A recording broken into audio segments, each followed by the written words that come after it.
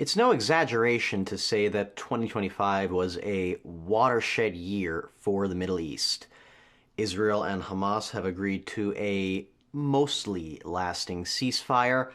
Iran had its nuclear facilities bombed, and we got a year to look at what the new post-Assad Syria looks like. What does this mean for us going into 2026? Well, Gerald Flurry, the editor-in-chief of the Philadelphia Trumpet, had a lot to say about the Middle East over the course of last year. We'll do a deep dive into his 2025 coverage on this critical region and further extrapolate what it means for us now on today's Trumpet World.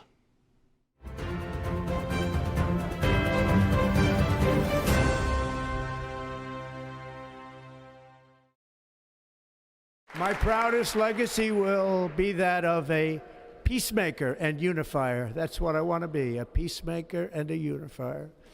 I'm pleased to say that as of yesterday, one day before I assumed office, the hostages in the Middle East are coming back home to their families. I think anything can be solved with dialogue, by clearing up misconception and miscommunication and disconnects between people. I believe that, by the way. And yet, the president is a president who doesn't want to go to war. And he'll use military action to stop a war. That's when he actually wants to use military action. In this particular case, hopefully it won't be necessary. Hopefully we can do it at the negotiating table. I hope for our sake you wind up in Tehran. Around 1,500 people killed in just 72 hours. This is what we uncovered in Syria. It happened in March along Syria's coast. Hundreds of Alawites, members of Assad's religious minority, were massacred. We struck at the heart of Iran's nuclear enrichment program. We struck at the heart of Iran's nuclear weaponization program. We targeted Iran's main enrichment facility in Natanz. We targeted Iran's leading nuclear scientists working on the Iranian bomb. We also struck at the heart of Iran's ballistic missile program. I'm starting because you're in my country, so I want to welcome you, Mr. President. And as soon as I found out that he's coming to refuel, I said, I'm not going to allow him to take off unless I come and say hello to him. So thank you very much, Mr. President, and it's always great seeing you. What if we decided to change it up? What if we decided to get a new closest ally in the world? How about Qatar? What if Qatar was our closest ally? Has President Trump raised with you, discussed with you, your own past affiliation with al-Qaeda terrorism? I think this is a matter of the past now. We did not discuss this actively. That was a little sample of everything that went on this past year in the Middle East. Welcome back to Trumpet World. I'm Mihailo Zekic, subbing in for your regular host, Richard Palmer. Now, you go back to January 1st, 2025, and look at what the Middle East was like then, and look at it now, and you could see that this is really a region transformed, maybe more so than other parts of the world. So much has changed. It looks like a completely different arena from this time last year. How do you make sense of everything going on in the Middle East? All these complicated countries interacting with each other, fighting wars with each other. Well, before we do that, let's review one biblical prophecy that we go to on this program quite often. And regarding Mr. Flurry's coverage, I think it does a good job setting the frame for what Mr. Flurry had to say of most of these events in the Middle East. This is a prophecy in the book of Psalms, the 83rd Psalm. It starts, "Keep not you silence, O God. Hold not your peace, and be not still, O God. For lo, your enemies make a tumult, and they that hate you have lifted up the head." So what's in this psalm is something God wants proclaimed. He does not want his people to keep silence about. Who are these enemies? Well, verses 6 through 8 read, "The tabernacles of Edom, and the Ishmaelites, of Moab, and the Hagarenes, Gebal, and Ammon, and Amalek, the Philistines with the inhabitants of Tyre, Asher also is joined with them.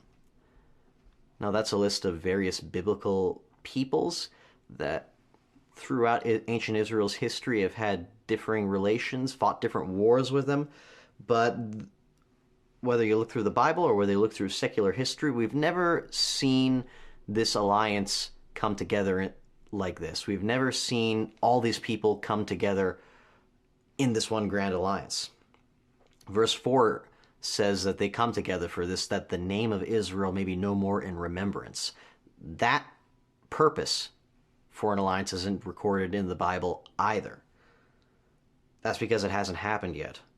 For decades, Mr. Flurry has pointed to this being a prophecy for now. But who are these peoples today? Well, this is what we write in our relevant trends article on thetrumpet.com. Quote, many of these ancient names refer to nations that still exist in the same territory. Moab and Ammon both refer to Jordan. The Philistines refers to the displaced Palestinian Arabs. Tyre is Lebanon. Ishmaelites is the prophetic term for the Arabs of modern Saudi Arabia.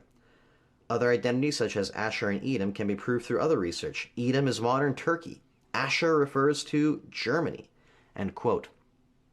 And we have literature explaining that there are other countries that may fall under these umbrellas. The Ishmaelites, you could expand to the peninsular Arabs, including the Gulf states, as well as Saudi Arabia. And the one country that's not in the region today listed here is Germany, which for long-time followers of our program know we expect Germany to rise as a superpower in Europe, leading 10 nations guided by the Catholic Church. So this is speaking of an alliance between these Arab peoples and Germany for the purpose that the name of Israel would be no more in remembrance, to attack the peoples of Israel. So with this foundation, understanding the Middle East becomes much clearer. And through his coverage of the past year, Mr. Flurry references this prophecy quite a few times. Most of his coverage, in fact, revolves around it. So let's start with one of the biggest changes to recently hit in the Middle East would be Lebanon. On January 9th, Lebanon received a new president. From 2022 to that point, the presidency has been vacant because of problems caused by Hezbollah, the Iranian-backed terror group that controls much of Lebanon. But an anti-Hezbollah president, Joseph Aoun, was able to take power, and he appointed a new prime minister that was also against Hezbollah.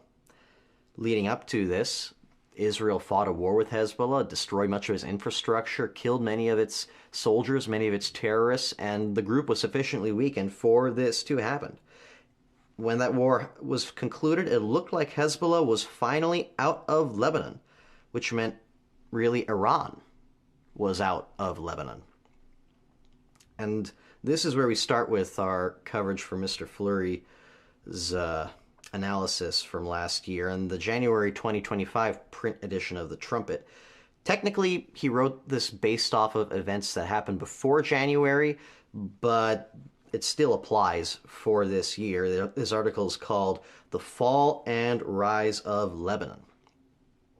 And he writes in there, for years, I have said, based on Bible prophecy, that this break between Iran and Lebanon would occur. For example, in our October 2020 Trumpet, I wrote that Hezbollah will forfeit much of its power and Iran will lose its grip over Lebanon. This is happening before our eyes. Hezbollah is an evil terrorist group. The breaking of its power is an exciting fulfillment of prophecy, end quote. Now, as I mentioned, in Psalm 83, you have Tyre in there. Tyre is still a city in Lebanon. It's actually one of Hezbollah's strongholds. It's near the border with Israel. The prophecy also mentions Gebal, or Byblos, as mentioned in some ancient texts. That's still a city in Lebanon today in the north. And based on that prophecy and other prophecies, like in Daniel 11, which talk about Iran going against Europe, going against Germany, being against what Germany is doing in the Middle East, and Mr. Flurry's book, The King of the South, can explain more of that. Mr. Flurry predicted that Lebanon's not going to be allied with Iran. Something is going to cause that break. And near the start of last year, that break had started. Mr. Flurry continued, quoting from an older article he wrote, but it's still in the January 2025 article, quote, Lebanon is the only Middle Eastern country with a strong Christian population. I wrote a decade ago in an article about this alliance. 40% of Lebanon's population belongs to a Christian denomination. The largest is the Catholic-affiliated Maronite Church. By constitutional decree, the president of Lebanon must be a Maronite. This heavily Christian population makes Lebanon different from the rest of the Arab world. Because of its high population of Christian Arabs, Lebanon has become a linchpin for the Psalm 83 alliance. Mr. Flurry, in the 2025 article, then summarizes this large Christian population means it is of deep interest to the Vatican. End quote. And throughout the article, you can read Mr. Flurry puts heavy emphasis on the Vatican's interest in Lebanon and all the events that are happening there. The subheads include the Vatican's view, the Vatican's power play. The emphasis is on the Vatican. And you look at what happened just in November. Pope Leo visited Lebanon less than a year after becoming the new pope. It was during his first trip abroad. He technically stopped off in Turkey first, but Lebanon was the first traditionally Catholic land he visited in his pontificate. If you look back with his predecessors, Pope Benedict, it took years for him to visit Lebanon, and Pope Francis never visited Lebanon. But for Pope Leo, what's going on in Lebanon is such a huge priority that he made it part of his first trip abroad, his first Catholic land that he visited. And when he gave an address in Beirut, he talked about the theme of his visit was Blessed are the Peacemakers, that he came there to encourage the peace process. He is deeply interested in the peace process and in supporting it. In other words, in removing Hezbollah from power. He met with survivors of the Beirut blast explosion in 2020, something Hezbollah caused but was never brought to justice for. So you could see that about a year after Mr. Flurry wrote this article, what he was saying about the Vatican going into Lebanon, it was happening. And it's still happening right now.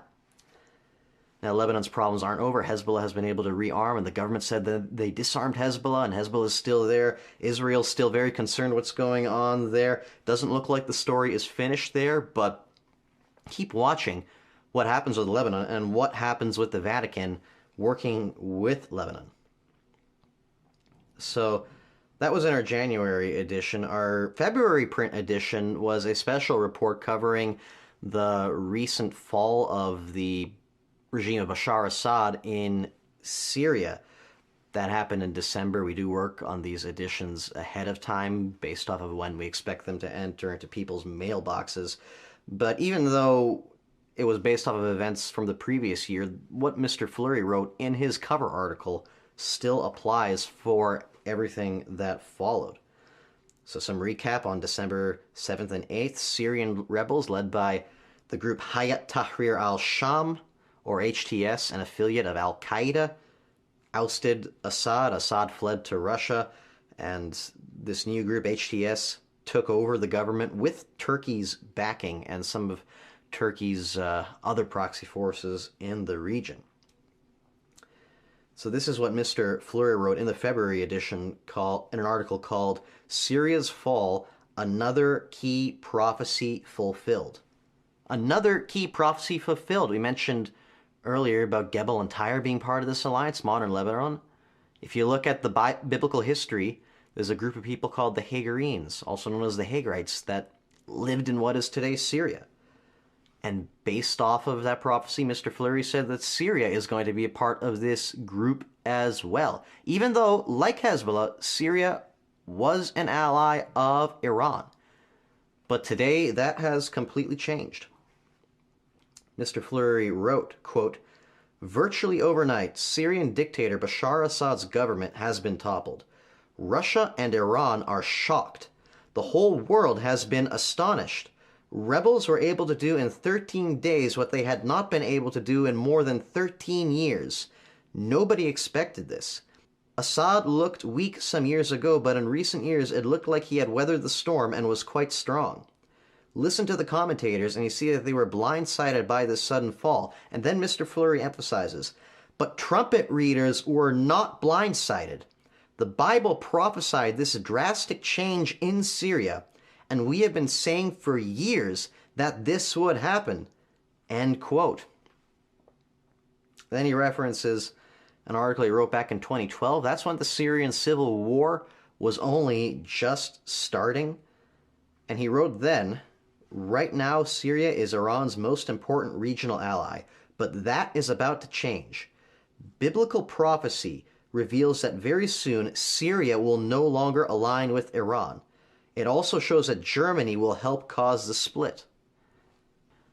Now, we don't always know the timing of all of these events. Mr. Flurry brings that out in his latest article, but he still stood by his prediction that Syria would leave Iran's orbit and get closer to Germany. How has that played out with the recent events in Syria? Well, Turkey sponsored the rebels, and Turkey was sponsored by Germany. Right before the rebels' lightning offensive, Germany resumed major arms exports to Turkey. Germany supplies parts to Turkey's famous Bayraktar drones, which the rebels used extensively. And Mr. Flurry goes on in that article to show that Germany really, through backing Turkey, was the cause of Assad leaving. Now, Assad was a very brutal man. He was an ally of Iran. He gassed his own people with chemical weapons. You might think, okay, it's good that he's gone. Maybe this new government will be a bit more normal. But Mr. Flurry writes in his February article, quote, prophecy does not indicate that this would be good news for the modern-day Jews in Israel. In fact, the opposite is the case. And you think about, again, this group, which we've covered on this program many times before. We had a special program about this right when Syria was falling, or Assad's Syria was falling. The current leader, Ahmed al-Sharaa, he used to have a bounty on his head by the State Department. His group, again, is an al-Qaeda affiliate. They may have formally cut ties because they felt that associating with al-Qaeda obviously is not doing them any favors with getting foreign sponsorship.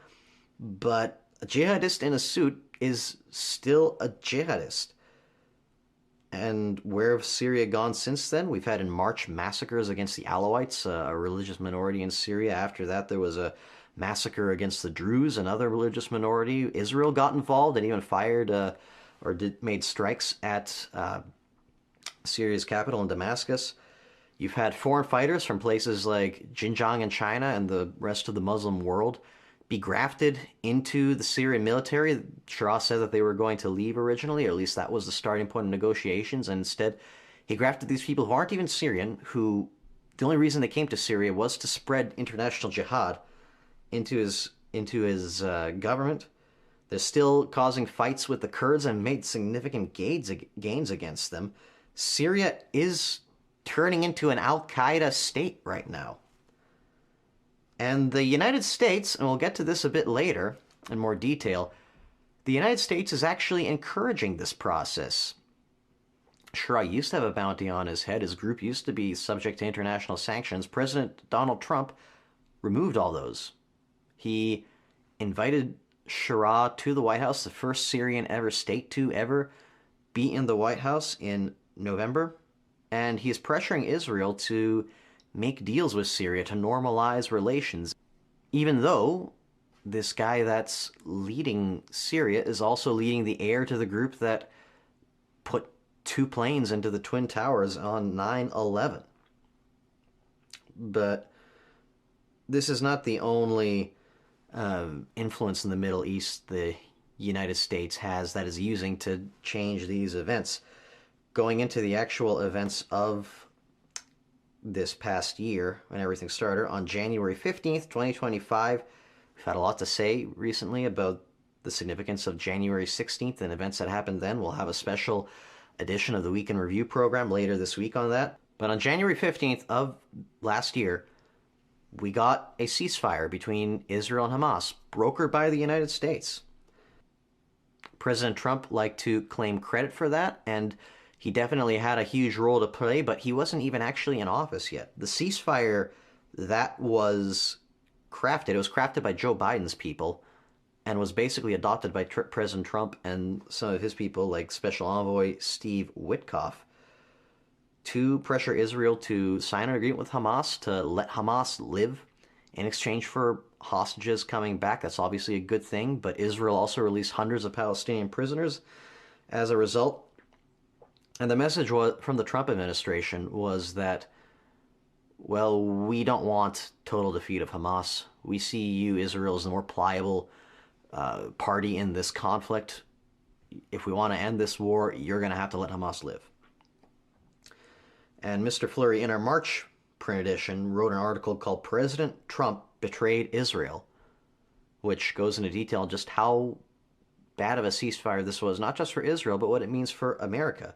We covered this article in our previous episode, 2025, the year our message to America changed. You could look at that in more detail.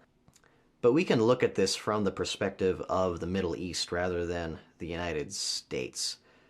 This is what Mr. Flurry wrote, quote, Israelis had weathered the storms of a hostile Biden administration and were anticipating President Trump being far more favorable. But this deal is hardly more favorable than what Biden's team would have offered. Later down, this deal has exposed Mr. Trump's flaws in a way that none of us want to see. Something is dreadfully wrong here. What Mr. Trump has done here is going to plague him for the rest of his tenure in office. Just watch and see if it doesn't happen that way unless he dramatically changes course. End quote. Now that might sound a little bit extreme. As Mr. Palmer and our U.S. correspondent Andrew Miller described in the previous episode, God is invested in the Trump presidency, but he is also invested in the state of Israel. This isn't just a betrayal of a random nation that has no history with God. Mr. Flurry has a chapter in his newly updated book, The Key of David. It's called How God Uses the Jews. You could look at that chapter to show what the Jewish nation today means to God and why it's relevant for Christians today. But that went out in the March issue. What has happened since then? Well, each ceasefire President Trump has pressured Israel to take has followed on to the pattern of that original one that he made, where Israel releases Palestinian prisoners, agrees to let Hamas live in exchange for hostages coming out. This includes the lasting ceasefire, quote unquote, that Israel and Hamas agreed to in October. And to this point, Hamas still hasn't disarmed, has given no timetable on when it plans to disarm. And even with this recent news, which we'll get to a bit later in the program, with this new Board of Peace President Trump is sponsoring, you have troops from Muslim countries that sponsor Hamas, that are hostile to Israel, being invited to settle in Gaza without Israel's consent. Now, there have been some moments of President Trump cooperating more with Israel, like the Iran strikes, which we'll get to soon. President Trump could have gone further than that. He pressured Israel again to stand down and not keep fighting in Iran. But in general, I think it's safe to say President Trump has not dramatically changed course from what Mr. Flurry wrote about in that article. If memory serves me right, I think President Trump gave Prime Minister Benjamin Netanyahu permission to go all in Gaza and finish Hamas once and for all. I think he gave permission about 4 times after Hamas started being difficult in ceasefire negotiations. And Israel never followed through, and the only reason they wouldn't have followed through would be if they knew that that was just more bluster from Trump's side and he didn't actually mean it, and there was pressure from the Americans not to do that. Now, when President Trump was campaigning, he was campaigning to be a president of peace, to solve the world's conflicts. This is the first one that he supposedly solved. I mean, look at the success he's had since then.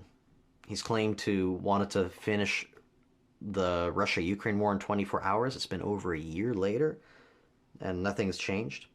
He's brokered agreements between the Congo and Rwanda, between Thailand and Cambodia, and those peace deals fell apart almost as soon as they were signed. He didn't win the Nobel Peace Prize for all these endeavors, and he openly claimed to in retaliation for that to annex territory from Denmark and Greenland. Another one of Mr. Flurry's articles from this past year, Does Donald Trump Know the Way to Peace?, explains that, and we focused on that in the previous episode. But in at least this sense, you could see the enemies of America look and say, okay, President Trump's a pushover. If we just hold our ground and we keep doing what we're doing, he's not going to force us to back down. And that is a good segue into the next issue that Mr. Flurry touched on from the Middle East. In May, Secretary of Defense Pete Hegseth announced that the U.S. government was accepting a $400 million luxury plane from the nation of Qatar on the Persian Gulf to be used as President Trump's new Air Force One.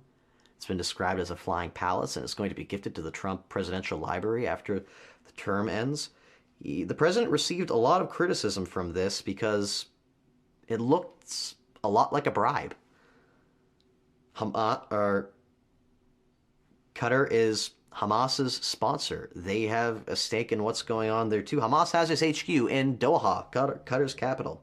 Al Jazeera, the state-controlled news media in Qatar, they have people on the ground in Gaza that are either members of Hamas or either helping Hamas do what they're doing. And it's not just Hamas. Qatar also has a history of sponsoring groups like Al-Qaeda and the Taliban. They sponsored HTS, the group that's now in control in Syria. The Muslim Brotherhood, the group that used to have control in Egypt, they have their headquarters there as well. Basically, every major Sunni group you could think of, one way or another, has ties to Qatar.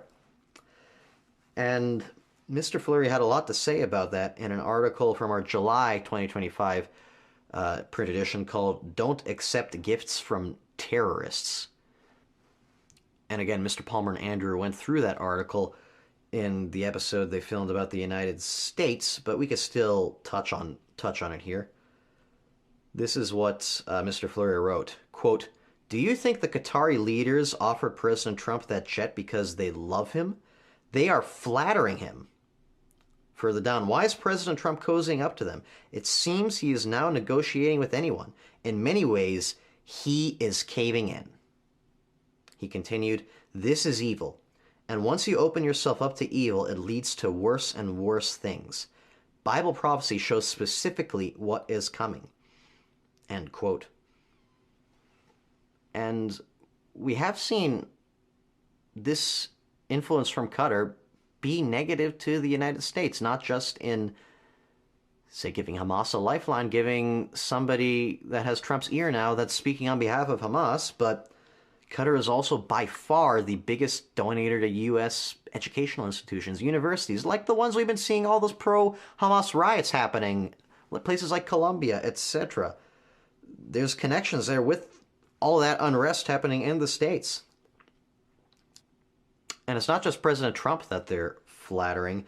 Many of Trump's inner circle have accepted money from Qatar, or even used to work for Qatar as Chief of Staff Susie Wiles, Pam Bondi, the Attorney General, Steve Witkoff, the peace negotiator in the Middle East. Those are some of the biggest ones, but by far not the only ones. And we had a companion piece in that print edition to Mr. Flurry's article called In Qatar's Pocket that explains some of those links.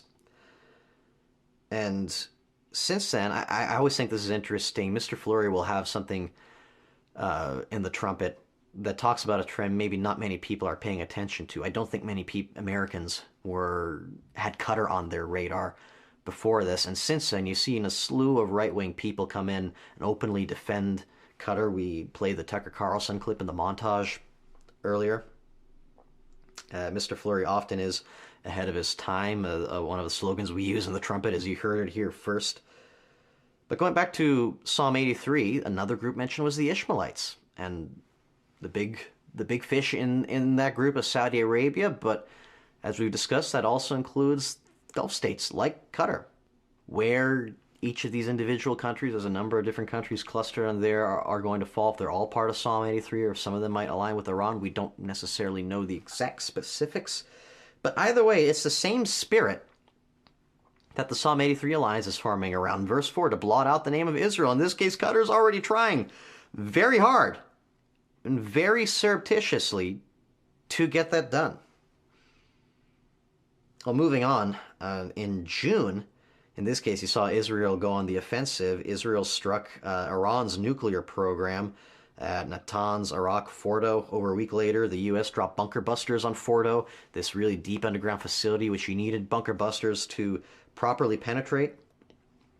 Prime Minister Netanyahu called the action Operation Rising Lion, based off of Numbers 23-24, which talks about the children of Israel rising like lions.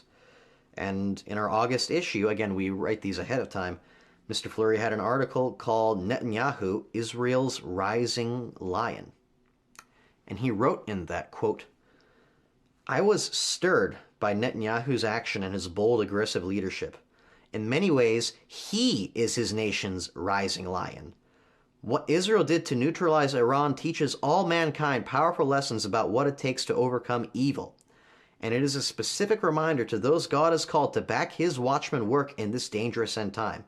To achieve what God wants us to, we all need the spirit of a rising lion," end quote. Now, in the article, he compares Netanyahu to Winston Churchill and a prophecy in Ezekiel 33, the first 6 verses, which speak of a watchman chosen by the people to warn when the sword's coming. Mr. Flurry has pointed to this being fulfilled by Winston Churchill right before World War II. You could read more about that in our booklet, Winston S. Churchill, The Watchman.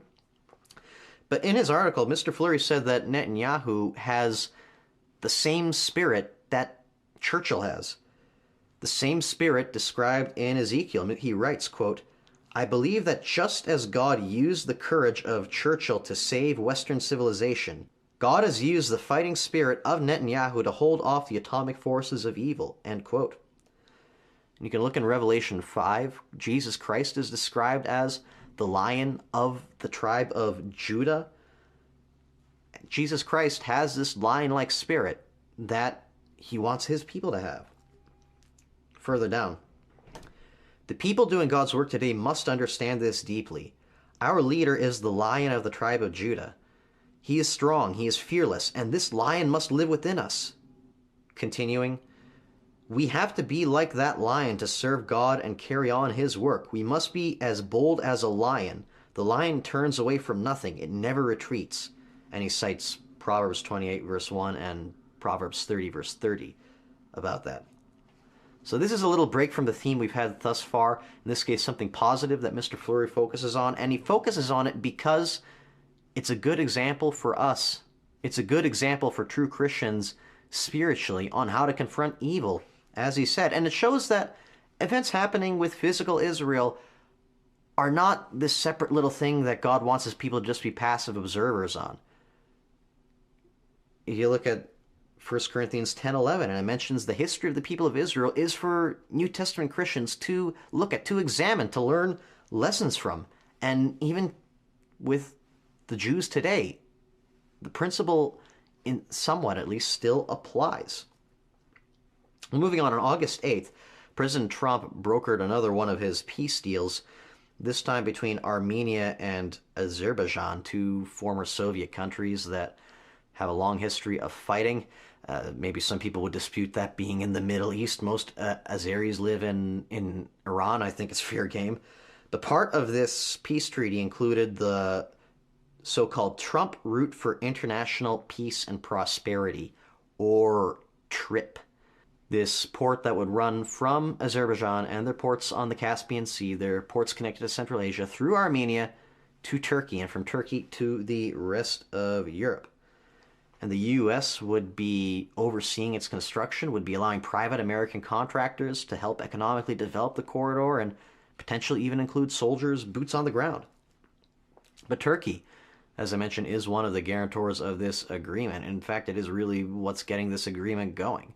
And this TRIP pact, if fully implemented, will boost Turkey's power in a massive way. Turkey's never really had this kind of influence, even historically, when it was the Ottoman Empire in this part of the world.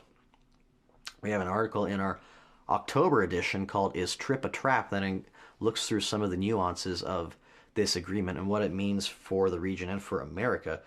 But that was a companion piece to an article Mr. Flurry had in that edition. It's going to be the last one we touch on, called "Turkey is Going to Betray America." Now that's a bold statement. It's not just through TRIP that America is cooperating with Turkey. America even lends Turkey nuclear bombs on its own soil and has done so for decades. It's led by a strongman president, Recep Tayyip Erdogan, who is an Islamist. Mr. Flurry writes in that article, quote, Erdogan accuses Israel of committing genocide in Gaza. He hates the Jewish state so much he wants to see it blotted out. He has publicly prayed for Allah to destroy Israel. His government has stoked anti-Israel sentiment domestically with state-controlled media campaigns. He has worked to rally the Muslim world against Israel, hosting summits and pushing for boycotts. Erdogan has wished mercy on the martyrs, quote-unquote, of Hamas. He provides safe haven and Turkish citizenship to Hamas operatives, whom he praises as freedom fighters. Further down, despite all that, America and Britain view Turkey as an ally. They really ought to consider what God thinks. And through the rest of the article, Mr. Flurry talks about a prophecy in the book of Obadiah, talking about Edom.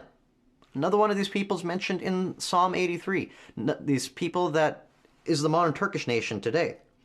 Obadiah 10 says, for your violence, speaking to Edom, for your violence against your brother Jacob, shame will cover you.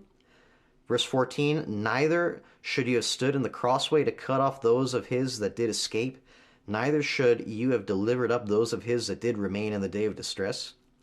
Now, Jacob refers to the name of the patriarch Israel before he was converted. It refers to the Jews in the Middle East today, but it also refers to America, as our free book, The United States and Britain Prophecy, elaborates. Turkey is at the crossroads of the world. They control the Dardanelles. They control the land bridge between Europe and Asia.